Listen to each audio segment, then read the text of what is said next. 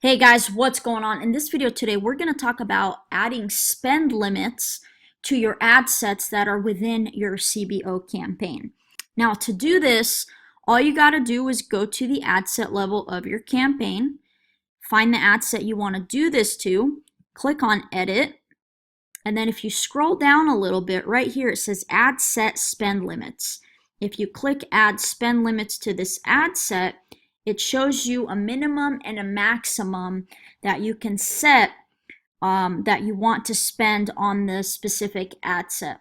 Now you're probably wondering, when would I want to use this? When do I need to use this? So an example of this would be, say for example, you have a CBO campaign, there's 5 ad sets inside of it, and you notice that it is spending more to some ad sets than the other ones, right? So if the other ad sets that it's spending to aren't really, getting any results, but you're in testing phase, right? It hasn't spent quite, 1 to 2 times your CPA, but it's spending a lot towards it, and it's not dispersing the budget evenly or giving the other assets an opportunity where you will be able to see if they're going to perform or not.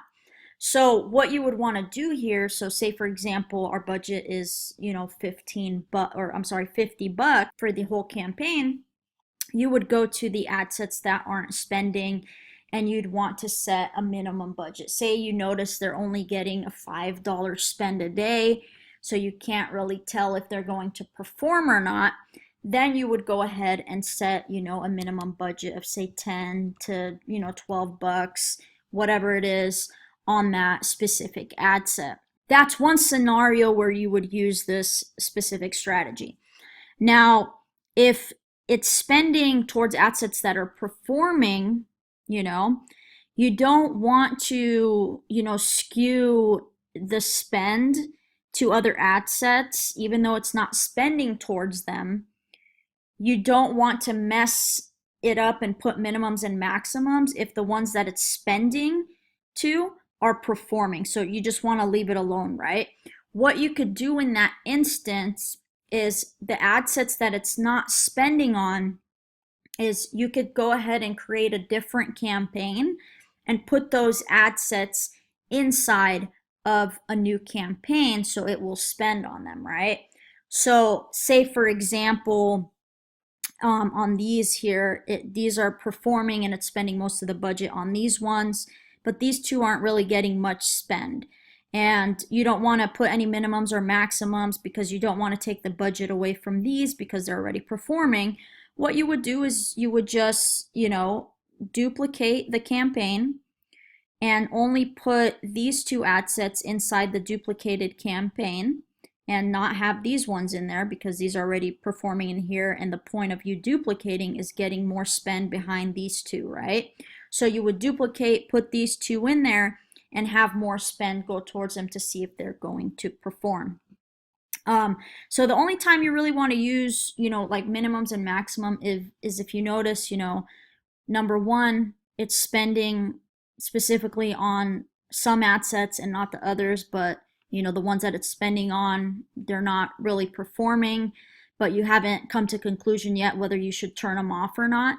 So that's when you would want to set minimums and maximums, right? So another scenario could be that, say for example, you've optimized this, you have 2 ad sets in here that are performing really well, and you notice that Facebook is putting more budget behind this ad set.